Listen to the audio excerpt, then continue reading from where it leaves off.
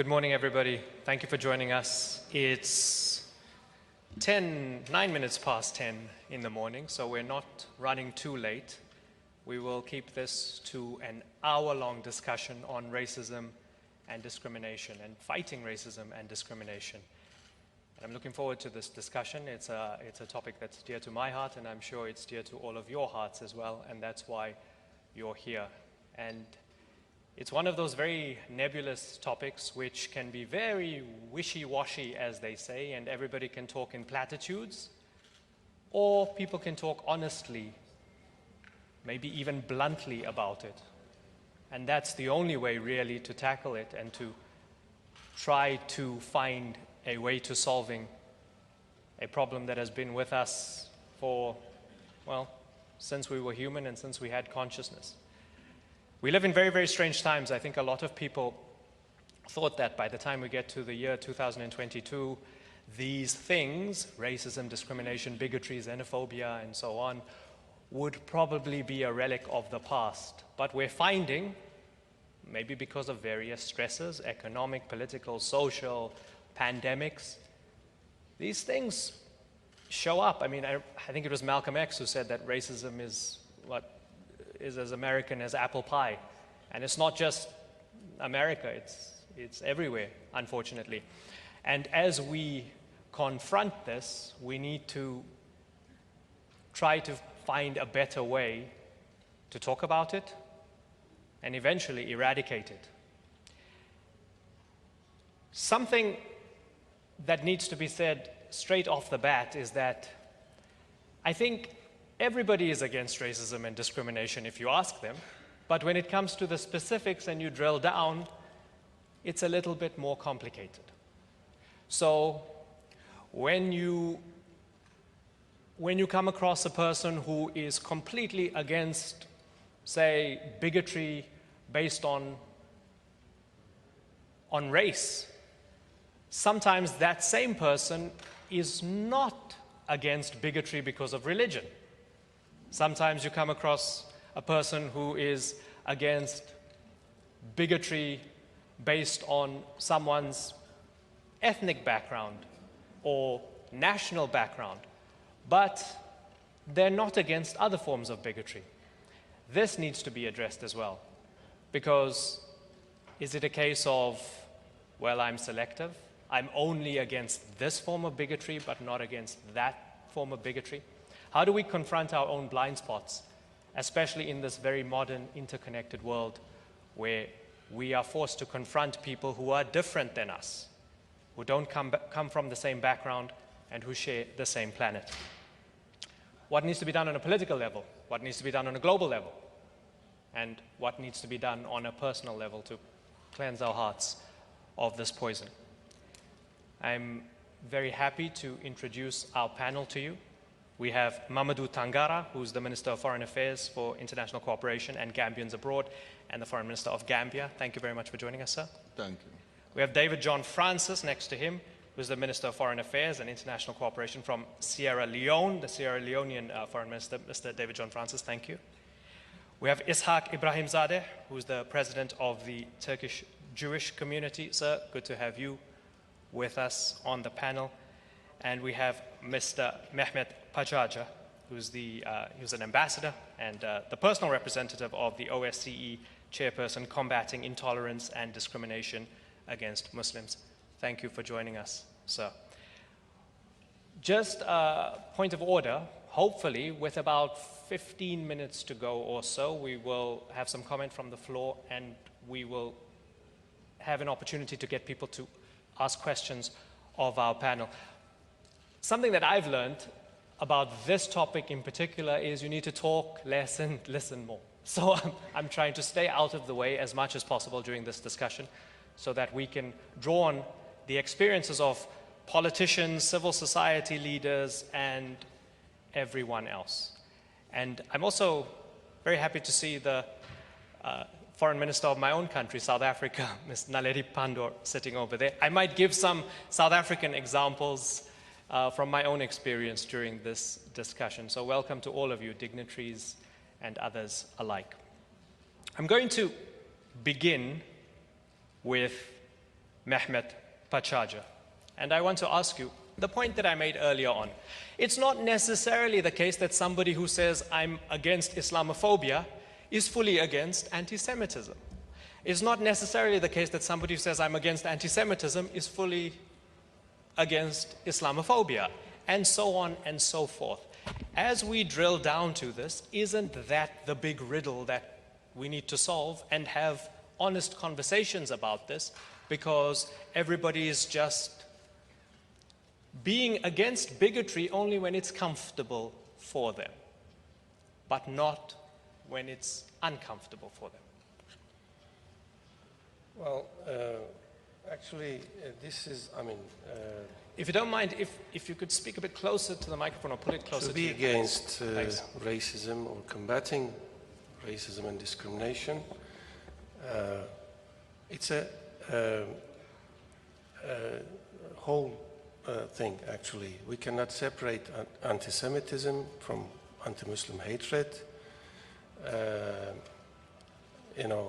Anti-Muslim hatred or anti-Christian hatred or anti-Christianism, whatever, and from anti-Semitism, in fact. You see, combating racism and discrimination is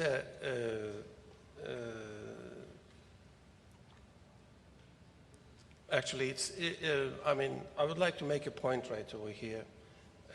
Actually, this issue is often dealt with later in combating racism, combating discrimination, combating anti-Muslim hatred and anti-Semitism. This way maybe needs a long time to achieve. But I would like to make, the point that I would like to make is about creating an inclusive culture, you see. As I said, these hatreds, these anti-Semitism, anti-Muslim hatred, and racism cannot separate from each other. It's a whole thing. And so we can solve, so to say, this problem with an inclusive culture, actually, based on fundamental human rights and freedoms, in fact. So I'm referring to the education and training of the tolerance and non-discrimination. Today we often encounter discrimination and racism primarily in politics and social media that follows this politics, extreme right and populist right-wing politics.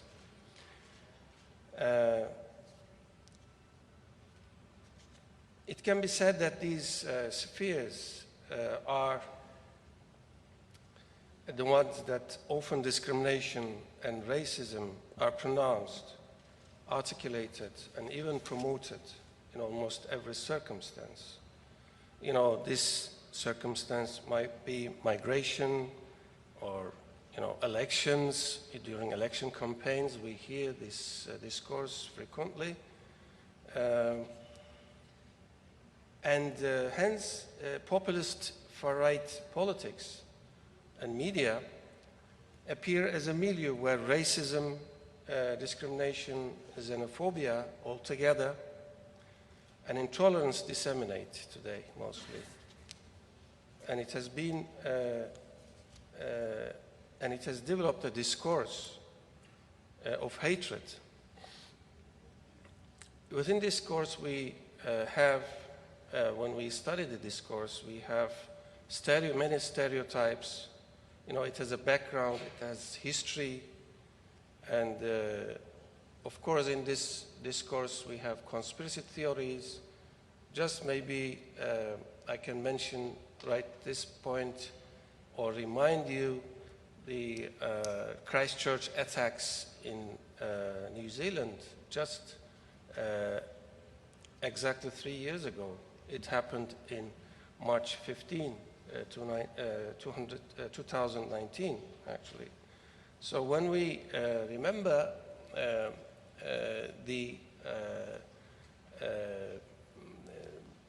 this event, just after this attack, the perpetrator published made a publication which contains a grave conspiracy theory named the Great Replacement. Actually, we have this kind of discourse in this side of the culture. So actually we should not forget or take note that these spheres or the followers of this policy stands and so on and so forth, they are not the originators. Perhaps they reproduce it, but not create it for the first place. And we should note that they only reveal and express what is already existent in the culture. They promote this kind of discourse to gain more voters and followers, and they find receivers. They simultaneously they find followers of this discourse. So therefore,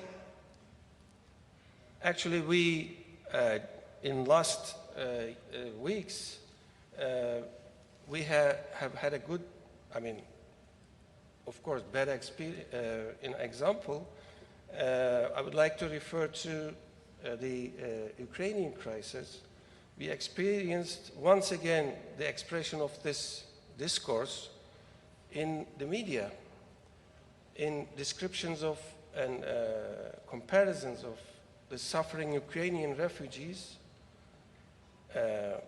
with Syrian, Afghan, and African ones in the media. In the first days of the war or invasion, as Ukrainians, women and children escaped from the terrible war, we heard very clear white supremacist language, actually. Understood. Ambassador, if you don't mind, if I can come in here so that I can open it up to the rest of the channel so that we don't go down this specific channel only in our limited time. I want to take, if you'll allow me to take what you've mentioned and throw it to the rest of the panel here. Just one, can I add briefly, one, if you don't mind, one word perhaps. Well, we can overcome this problem through education, through training, starting all the way from very early ages. And perhaps, I mean, this is a suggestion, of course, even though it takes time, decades, if not generations. And last words, and OSCE and ODIHR, actually, I'm representing this international institution right over here, suggests this way of combating racism as a whole in its documents and,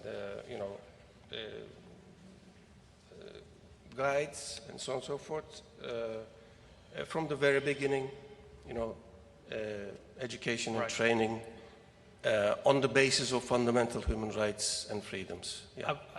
And I thank you for that. I want to go to David John Francis. Minister, your nation was born out of a response to racism or rejection of it, of an emancipation or liberation from it, right? So some of the stuff that was mentioned here in the modern age, we have social media weaponizing racism and discrimination, demagogues as politicians weaponizing it, people in times of difficulty looking for scapegoats.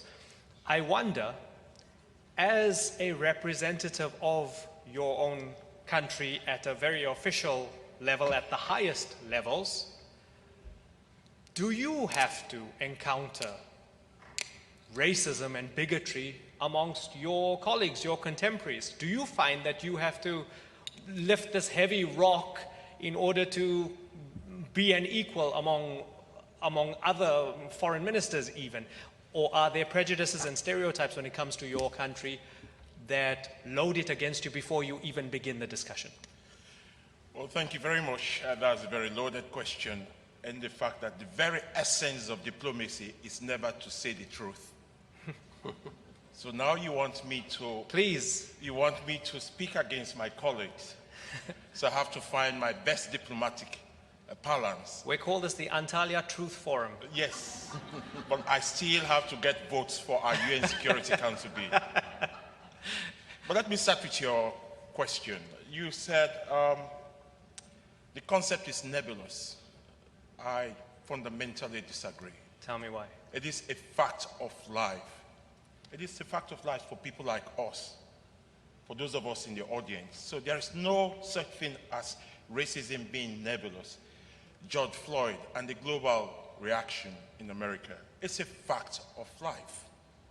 It's not nebulous. And when you look at the condescending mentality of former colonial masters, it's a fact of life. It's not nebulous at all. But to answer your question, let me just make one point before actually looking at the actual issue. When we talk about racism, it depends on where you stand.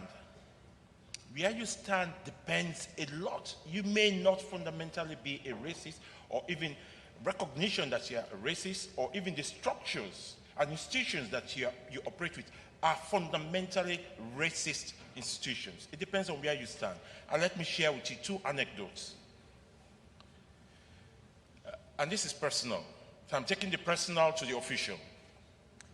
The George Floyd outbreak and crisis and how it provoked the global consciousness led to a family dispute in my own home. My wife is white German, who is not a racist. But my children, teenagers, influenced by social media, traveled extensively across Europe and Africa, have a very different view of her. As far as she's concerned, it will give America time to address these issues. And my children said, well, it has taken nearly about a century and more for them to address this issue. Why should they not? So there are two different perspectives. The second is a friend of mine who is married to a white European. And they had a disagreement on the Russian invasion of Ukraine. And as far as the wife is concerned, it is the right of Ukraine to choose wherever they want to be part of NATO, part of European Union, and that the legitimate security concerns of Russia or Russian Federation should not be acknowledged in any way, because it's about sovereign equality, national sovereignty, and territorial integrity. So my friend, in his usual characteristic wisdom, as they went to bed, he took the biggest kitchen knife, brought the biggest kitchen knife, and just laid it by the side of the bed. The wife came in, saw the kitchen knife, and went ballistic. Why do you have a knife here? He said, well, actually, it's my right and my freedom to bring a kitchen knife and put it by the side of the bed. The moral is that it depends on where you stand and how it impacts you. So coming back to your question, let me give you two instances of the official response to where we are as foreign ministers. Today we are talking about vaccine nationalism. It's not vaccine nationalism. The global vaccine nationalism, especially the hoarding of the vaccines that we all need. We've all come to a determination that for COVID-19 to end, we all have to be vaccinated, irrespective of the regions where you come from. So, some powerful states who have the wherewithal, who have the resources, have been able to hoard vaccines. It's not vaccine nationalism. It's vaccine racism.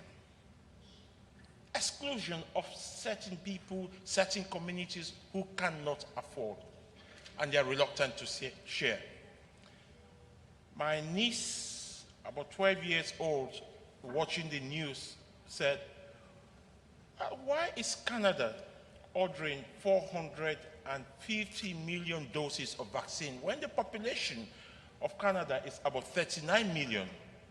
And she was smart enough to say, well, even if they have 2 doses, you still have. Why don't they give it to others? So this is a young niece educating me and educating the world that this is vaccine racism. Some people call it vaccine apartheid.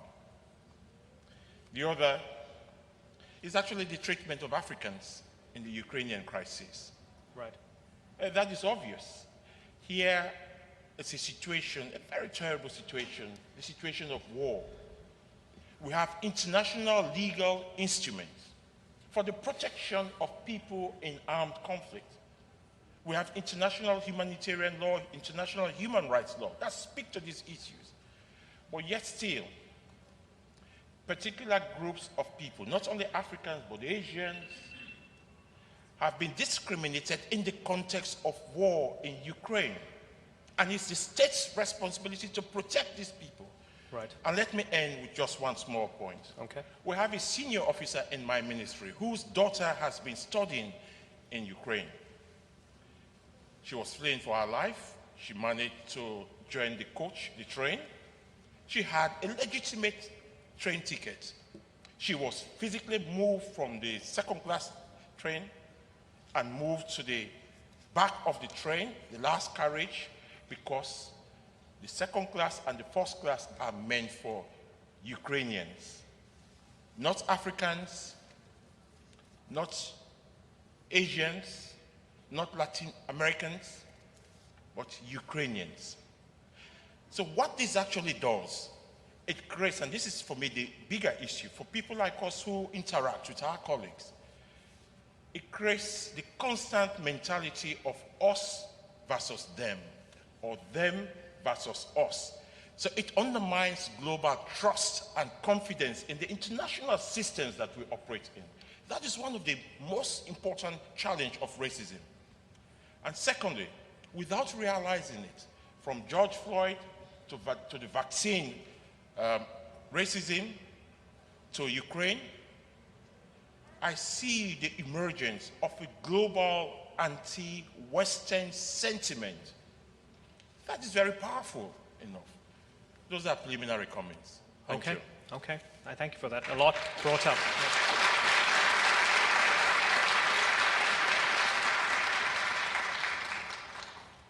Ishaq Ibrahimzadeh, a lot brought up there. I think at the core of what was said there as well is that whether you are a black man working in Ukraine or you're someone half the world away in the United States, in a community that's been underserved by your politicians and so on, your very existence in a racial sense, especially as a black person, is a political act. I mean, you can't say, no, I'm not involved in politics or anything. Your very existence is a political act.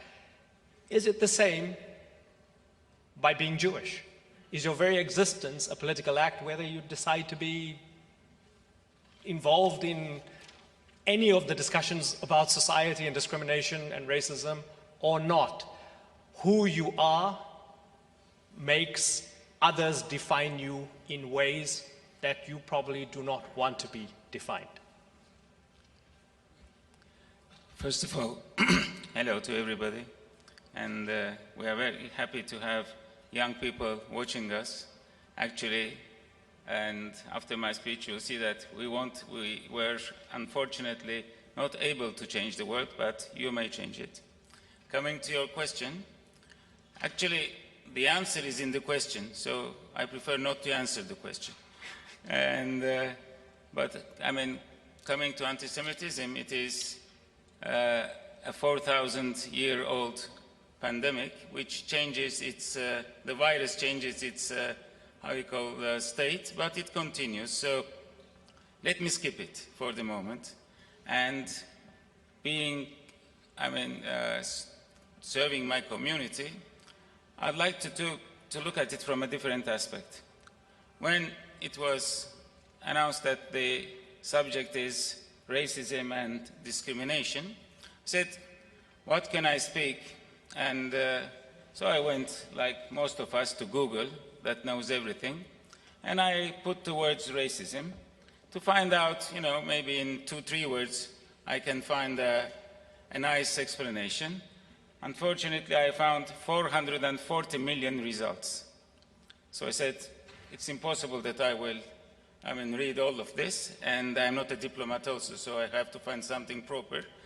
And so I said, maybe I have to find another thing. Okay, I said, there is discrimination. Maybe discrimination can help.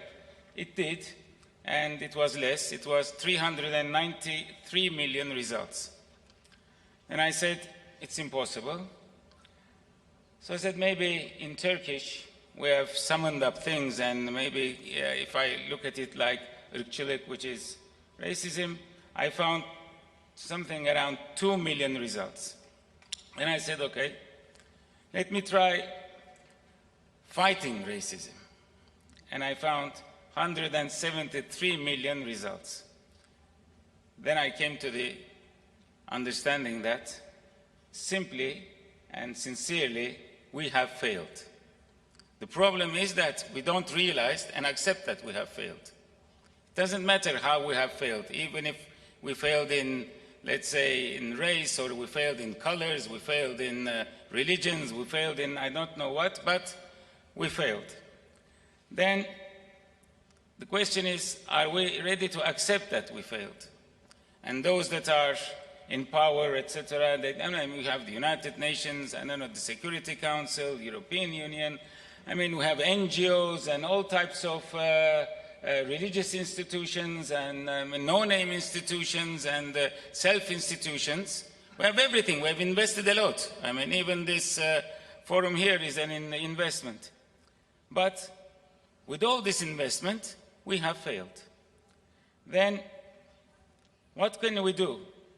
First of all, let us not forget that we are living a pandemic. How did this pandemic start?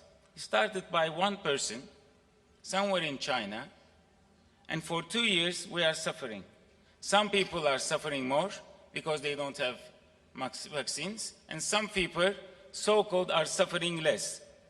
But at the end of the day, as long as the world suffers, we all suffer. Why? Because we didn't take it into consideration that this one person can change the fate of the world. This is the same with racism and hatred and discrimination. What were we taught? We were taught that race is real, but racism does not matter. But in reality, we know that race is unreal, but unfortunately, race matters. How do we know as Jews? When we look at our Bible, the Holy Torah, we see that man was created in the image of God. When man was created in the image of God, it doesn't say that man was created black, man was created yellow, man was created clever, man was created, in another thing, man was created, whatever you want to say. Man was created in the image of God. What does it mean? I was created in the image of God. The minister also was created in the image of God. Why was he, I'm saying he, sorry. Why was he created this way? Because I needed him to be created this way, and he needed me to be created this way. We may be different, but this doesn't mean that one of us should be discriminated. Now, when we continue like that, what happens with people who are discriminated? First of all, the first thing is that, unfortunately, the people who are discriminated, and they are becoming the source of discrimination. We see that there is a just reason for them, there is a just cause for them to be discriminated, which is the worst thing that we are doing, not only to the people that they are discriminating, also to us, to ourselves and to our children. So are we going to continue like this, or are we going to be serious and take proper precautions? How do we get to be serious about it? Okay, how do we get to be serious? First of all, we have to accept it. Do we have to accept that we're all prejudiced, or do we have to accept that the whole system's broken, even if we don't intend? Exactly, we have to accept both. We have to accept that we failed. Then afterwards, we have to find the reasons why we failed. And secondly, we have to create laws which are proper laws and that are protecting the people that are discriminated. Not only in national-wise, it was to be international-wise also. Let's say, I don't want to speak, wrongly, but I hope I will make myself clear. What happens if we have 10 times more vaccines that we need in our country? What happens? Now we had Delta, and now we had Omicron. Omicron started somewhere else, and all these vaccines are, more or less could have been useless, But we don't realize that it is a temporary protection, but it is not a protection for all of us for a lifetime. Okay. And finally, so sure. I'm closing it. Don't discriminate me. Finally, you see, we Jews are always used to be discriminated. So finally, I want to say that we have to have proper laws. We have to have proper education for families, for children in schools. And we have to make sure that the media will help us and not create, stories about stories. At least, for 4,000 years, they say that we are ruling the world as Jews. If this is true, which I won't believe it, this is not the result that it should have been if I was ruling the world. So let's be serious, and let's make sure that things will be done seriously, not in a diplomatic way, but in the way that the people want. Thank you for the moment. Thank you so much.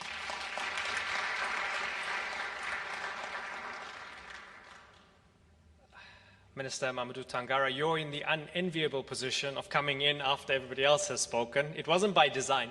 I think something that we can get out of what we heard from the first three speakers, a fundamental here is that it seems as if in times of comfort and in times of peace and quiet, nobody's really a racist or nobody discriminates. But the moment there's a little stressor, everything comes out.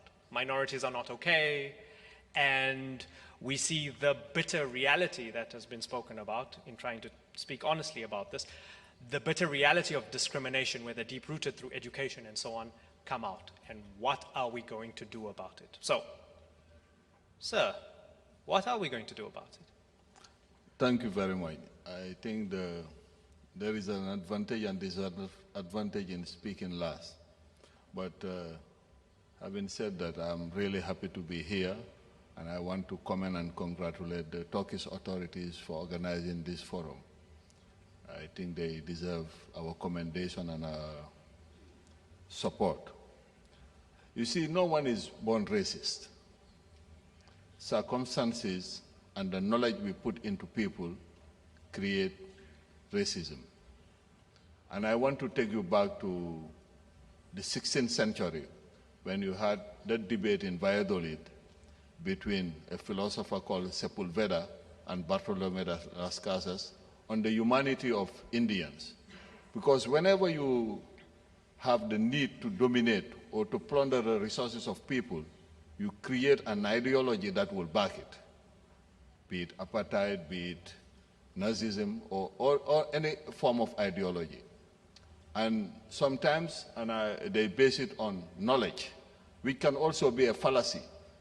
I'm happy that one of the panelists mentioned the fact that man are made in the image of God.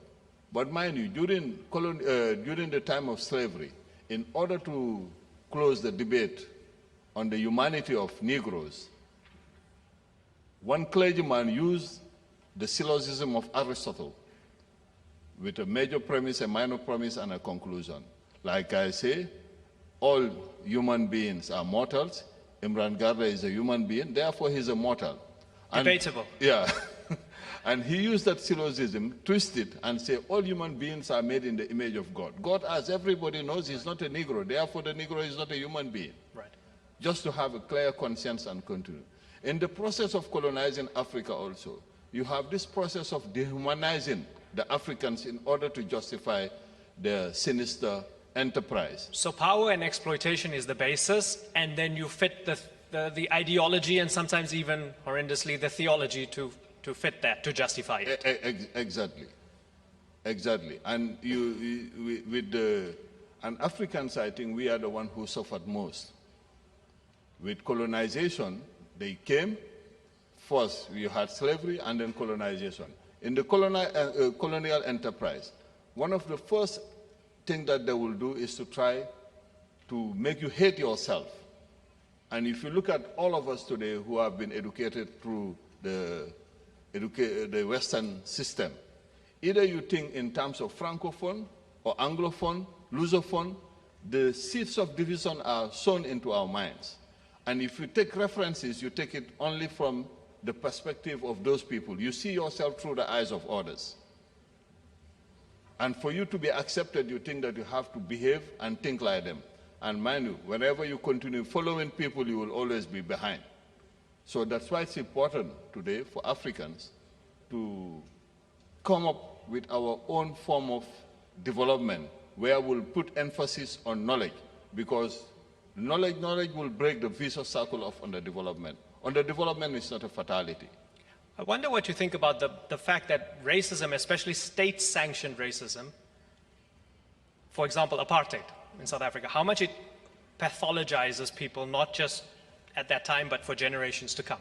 So the example being, we are a quarter of a century beyond apartheid, there is a democracy, but people are so pathologized by the other and this sort of bigotry and the legacy of everybody being, the majority being treated badly, that when you have economic stresses, for example, amongst the poorest of the poor, you have all these weird dynamics emerging.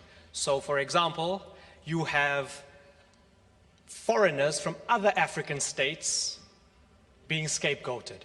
These people are taking our jobs. There are words in South Africa like amakwerekwere and so on to Zimbabweans and Mozambicans and so on, when there are major stresses in the poorest of the poor communities. And these are black people viewing other black people like this. So again, that idea of like the economic aspect and demonizing the other. So how much does it pathologize not just the people who suffered it, but how much does it leave a poisonous legacy for those, generations down the line? And does that suggest that we can never get rid of this thing? We can get rid of it. We can get rid of it through education. You see, Hitler, in his theory, is saying that the bigger the lie, the greater the people. The greater the lie, the easier for people to believe it, and you repeat it constantly. Look at his own theory. What he is calling the superior race, he has nothing that's in him, that he has no blue eyes, he has no blonde hair, but yet still people are following him. So education is, when you use education to instill falsehood in the minds of people, it's very difficult to get rid of it. And we have to take the courage to deal with it through education, through the upbringing in our households. You see, I realized that I was a black man only when I left the shores of the Gambia, because I was seeing all my friends I interacted with, white, all kinds of Chinese, but for me they were all one human family, one human beings. It's only when you leave the shores of Africa that you start realizing that you are a black man. That's amazing. And that's interesting, and I wonder if I can go to Ambassador Pachaja about this, because a lot of, for example, Muslims who grow up in a society where they are the majority or the norm, if you like, and it's only when they go to a place like Europe that they realize they are an other, when they get a jaundiced eye look at them and say, well, this is weird, your prayer and your hijab and all of this. And so we live in this interconnected world where maybe in the past it was clear cut in the sense that you are in one country, you're a majority or a minority, but we're shifting between these boundaries now. So you're going from a majority to a minority to a majority to a minority. Does that factor into how the OSCE tries to tackle the scourge of discrimination? Because it complicates it, doesn't it?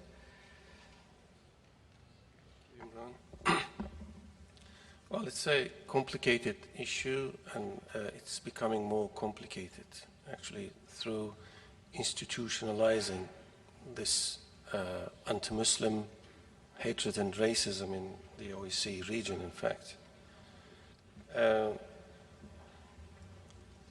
Actually, in the OSCE region, racism and discrimination are becoming more actual and visible in many fields of social life.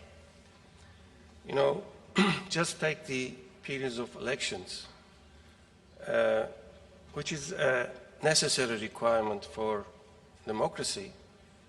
But paradoxically, these are the times when the racist and discriminatory discourses are more and more uttered and heard, for instance.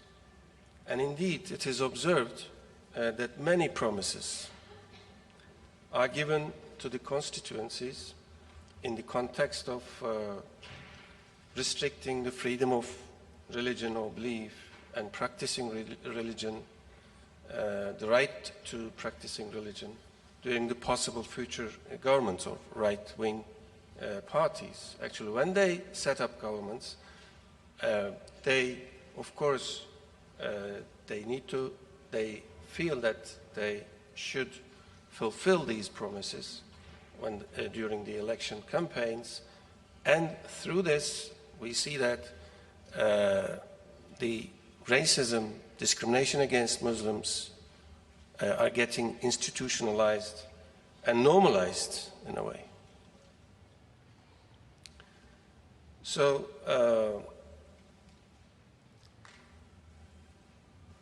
we see through this discourse, discriminatory discourse, the racism, discrimination, discriminatory attitudes and hatred is increasing in the society and in many different fields of social life, like, housing, like labor market, education, arts, even in sports, you see. So, I mean, it becomes institutionalized or state-sanctioned without it being written into law.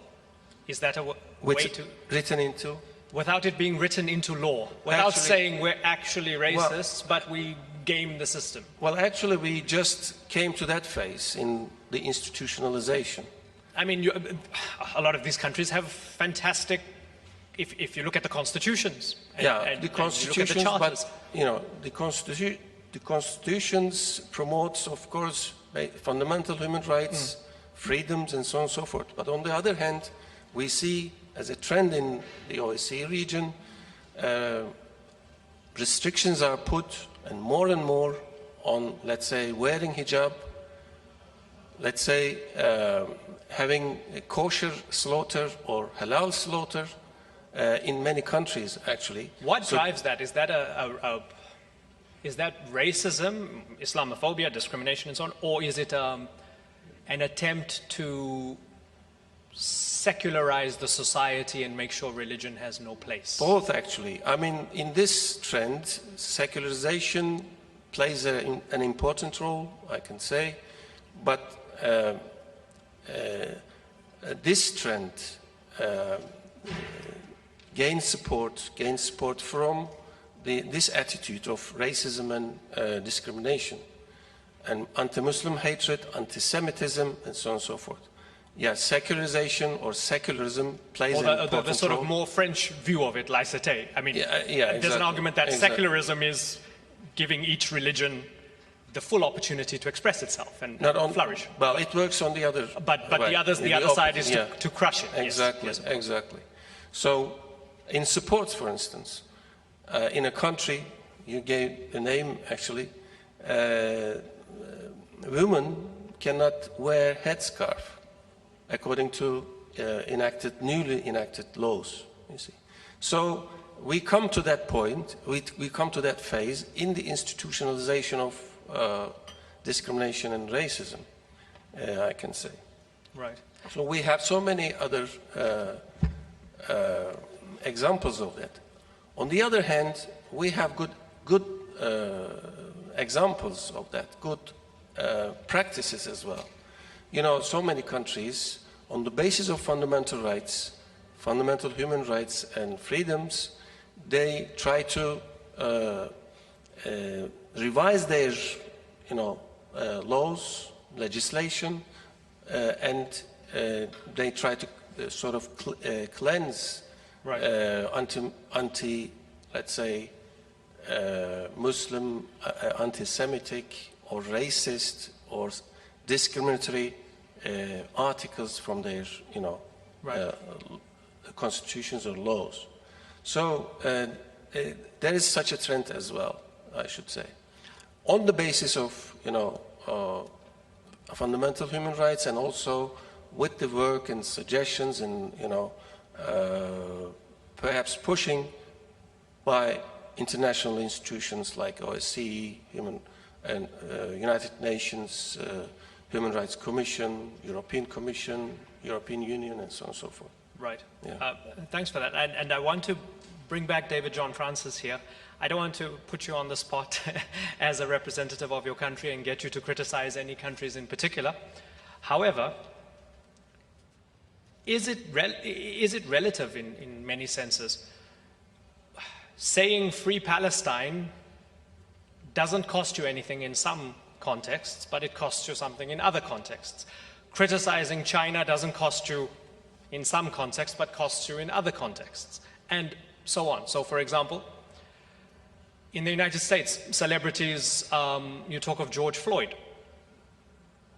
It almost becomes a social media trend to bandwagon, right? It's cool, it's good for the followers, it's good for the brand to be a part of BLM or social justice, but on other issues that maybe affect the bottom line, showing a celebrity that maybe there's some abuses happening where people are being put in concentration camps. Why don't you talk about this? No, we stay away from that. So, is there ultimately a bottom line aspect to this, which makes a lot of what is being said completely insincere, because people will only be against racism and bigotry if it's comfortable for them. If it affects their bottom line, their livelihood, they stay away from it. Well, again, I've already made the point that it depends on where you stand. When it comes to state relations, the bottom line is very simple. It comes to the lowest common denominator, that is national interest, strategic national interest. But then you cannot be principally against discrimination, because you have to be careful. You definitely can be, but when you are pursuing your national interest, let me give you a classic example. Of the 141 states that voted in favor of the resolution at the UN General Assembly on the Russia-Ukraine crisis, if you look at the figure and then you compare it with the number of African states that co-sponsored that resolution, out of 94, only 7 African states voted. That gives you a very clear impression that most of the states that were involved in that voting process, they understand and accept the principle. But by the end of the day, the pursuit of national interest, what's in it for me? What's in it for my country? What's in it for my people? Then we can never solve this issue. No, we can, and that's what I want to talk about. Sure. Briefly, I think we should not leave here with a false understanding of racism. It's a global phenomenon. Because it's a global phenomenon, the dominant narrative has been white racism against non-whites, largely as a result of colonialism and as a result of slavery. But we also know that we have racism in terms of non-whites against non-whites. Of course. A classic example, I was leading a high-profile UN team. Then I was an academic before I entered public life. I was in Ethiopia leading a high-profile UN delegation, and I was surprised when I was described as the African.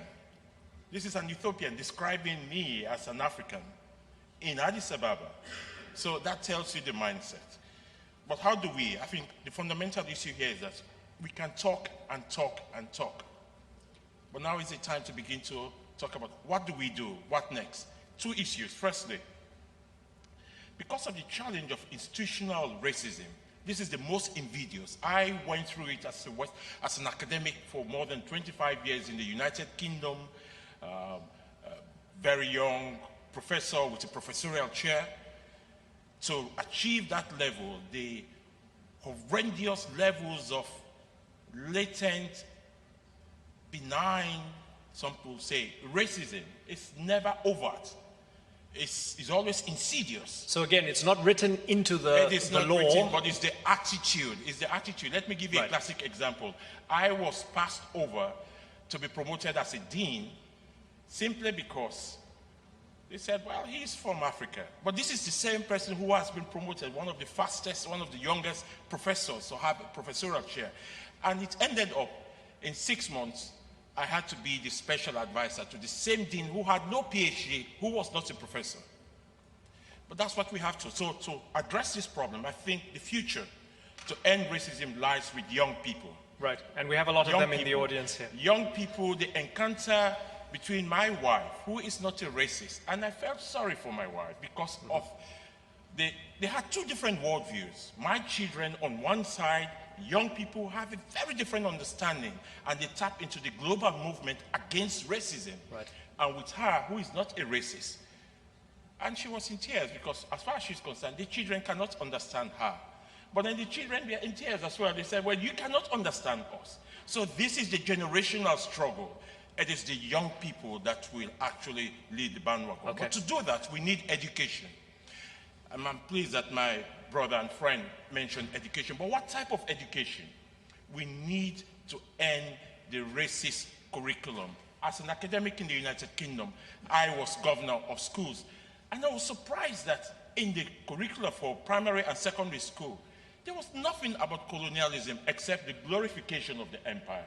Well, if you bring children who only see the British Empire as some glorified edifice, etc., Right. and not the brutality of it, then you are creating a problem. So it's really about ending the racist curriculum to make sure that you give the proper education to young people. Right. That is the future. Okay, we are running out of time, and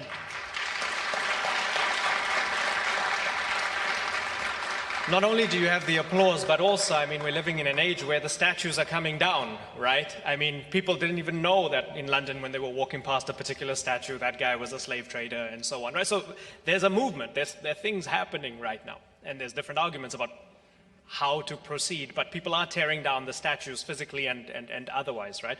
I want to invite comment from the floor, but I want to first from the floor get comment from Mendy Chitrik, a rabbi, chairman of the Alliance of Rabbis in Islamic States. Rabbi Mendy Chitrik, you've got the microphone. Please go ahead.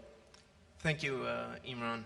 Thank you for asking me to speak. I want to get back to what Ambassador Mehmet Pachaji said in the beginning, and he spoke about inclusive society or living inclusiveness. And I think if we want to speak about changing the attitude of people, changing the attitude of, or shaping the attitude of our young, as Minister Francis said, it starts with living example of minorities. We, as a minority here in Turkey or in all over the Muslim countries, we are living examples of how tolerance can happen. It is okay to speak about it in nice forums and conferences, but if there is support from governments by laws or other ways of living minorities, strengthening schools, strengthening synagogues, congregations, and for example, for me, Jewish life in Muslim countries, this already breaks away all or many stereotypes, conspiracy theories, because when you live with people and people get to know you and see you, it's definitely a first step. And I have two more comments if you... Sure, very briefly if you don't mind. Yes. Very briefly. As a rabbi and as a man of religion, I always speak about what I see for me is the absolute truth in my religion.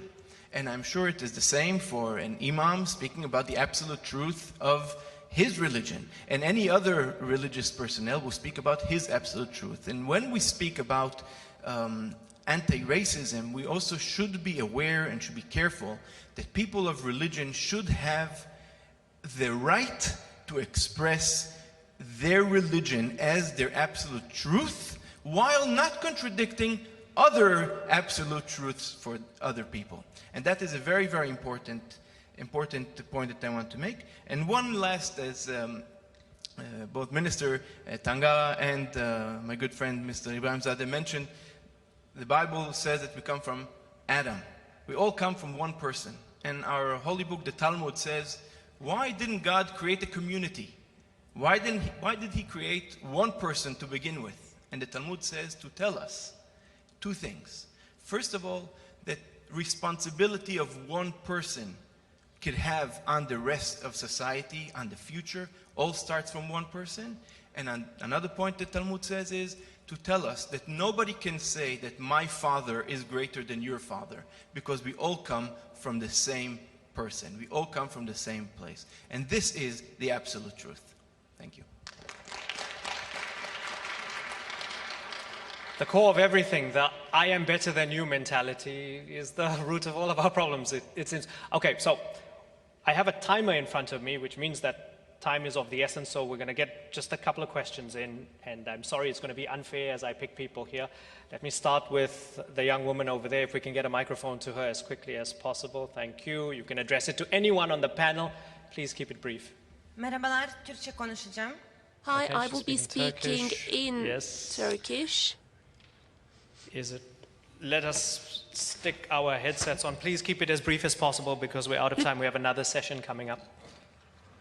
Herkese merhaba. Hi everybody, Benim adım Jana my name is Zlatina. Jana We Ukraynalıyım. don't I have a am from translator. Ukraine. I'm sorry, I can't do this because none of the, well, besides one, Evet. none of the panelists will be able to understand the question, which is a problem, and we don't have any translation at the moment. Can we do the Well, translation actually there is live? Okay, translation please. going on, but Very it's briefly, to do with please. your Thank you. headsets, I guess. Ama sizin de mikrofon ihtiyacınız var sanırım. But you need microphone, I guess. Paylaşabilirim ben. I could share mine. Yeah.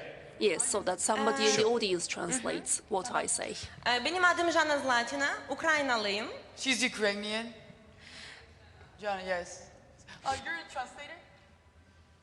Please go ahead. Please go ahead. Okay. Çok önemli konulardan bahsediyorsunuz. Bunun için teşekkür etmek istiyorum. You're like making big points. She's like thanking you for that. Rusya, Ukrayna'ya saldırdığı sivilleri, çocukları, insani koridorları bombalıyor. Bunu da belirtmek tekrar istiyorum. Russia is bombing Ukraine and killing children and innocent people. Ukrayna'da 130'den daha fazla millet var. Irkçılık böyle bir ülke olmak imkansızdır. Ukraine has over 130 races within the country. Can you say that? Dediğim ki böyle bir ülke ırkçılık yer alamıyor. İmkansızdır. So Ukrainian people are not racist because of the races within the country. Ukrayna devleti etnik köken, ırk, din ne olursa olsun sivil nüfusu tahliye etmek için mümkün olan her şeyi yapıyor. So, ne? Ukrayna devleti Look, I don't want to. Benim tamamen soru değil, ben yorum yapıyorum. If you don't mind, please, we've asked you to keep it as brief as possible. We understand your point. Do you have a question for? Okay. Evet. Siz yorum yapıyorum. No, she's just making comments. She's not asking a question. Yeah, if you could keep it as brief as possible, because we then don't have the Ama opportunity lütfen çünkü for other people to talk. Yani önemli sözleri olduğu için Ukraynalı olarak ben tamamen belirtmem lazım. Bu yüzden yani tercümeyle yardım I mean, she ederim. just says that it's big points, so. Okay. Peki o zaman sorum şöyle. Ukrayna'dan yabancılar için Ukrayna'dan tahliye yapıyorlar. Böyle yani resim bilgi de var. Gerek varsa ben gösterebilirim. Yani ben merak ediyorum nereden böyle bir bilgi oldu ki yabancılar bilet almışlar ama gidemiyorlar Ukrayna'dan. Çünkü savaş başladıktan sonra Ukrayna'da trenler için bilet satmıyorlar. Tamam, Afrikalıları söylüyorsunuz değil mi? Genel olarak Afrikalılar Biraz değil. çabuk yapacaksınız çünkü we are running out of time. We're actually out of time now, so Okay. please finish the point. Yeah, And lütfen tamam. Okay, she wants to make Yes, the ma'am. comment that Thank you, Mr. there are Nelson. remarks that Ukrainians are acting racist because of this crisis, that they're not taking people into the trains, but this does not reflect the truth, she says, Sure. because the train tickets were not being sold even after the assaults. So teşekkür ediyoruz. Ama, Ama you can't give you the floor. Bütün şeyi siz konuşamazsınız. Ma'am, thank you. And I understand that it came from, maybe in response to something that David John Francis said about a very specific incident of Africans who were targeted in Ukraine. She wasn't in Ukraine at that time, but this student I'm talking about was in Ukraine. So that's the difference. Sure, and there is the general situation. This is not hearsay. The student has returned back to Freetown. It's a daughter of a senior officer. How about we can get comment from everybody. Actually, you can go to YouTube and enter this, and you will see how, I mean, the students, etc., that they were speaking of were not accepted even to countries on the western border of Ukraine, which is an unfortunate reality. How about we do this? If we can see this timer in front of us, we're in the red, -2 minutes. How about we get final comment from each one of the panelists here, because I don't know how questions and comments, what they're going to birth here and for however many minutes. And that's a problem. So can we get brief 30-second final comments from everybody from the very end with Mr. Pachaja all the way down here? Actually, perhaps lastly, I would like to stress on the, again, combating racism, discrimination, every kinds of hatreds. I mean, monitoring is important. Monitoring, recording and reporting. This is the direct, perhaps, action against racism and every kind of discrimination and xenophobia. And this is an immediate act, actually, against this issue. In this respect, two important institutions or two... Please, very briefly, sir. I'm finishing. Two important sides take roles. One is state authorities, the other one is social, NGOs, civil society organizations, and they have to work on that and monitor the cases and report and record, and this triggers the combating and... I don't mean to be rude, sir. I really have to. Please. Okay. Isaac Ibrahimzadeh. Actually, I agree. I mean, the most important thing is to be honest, okay?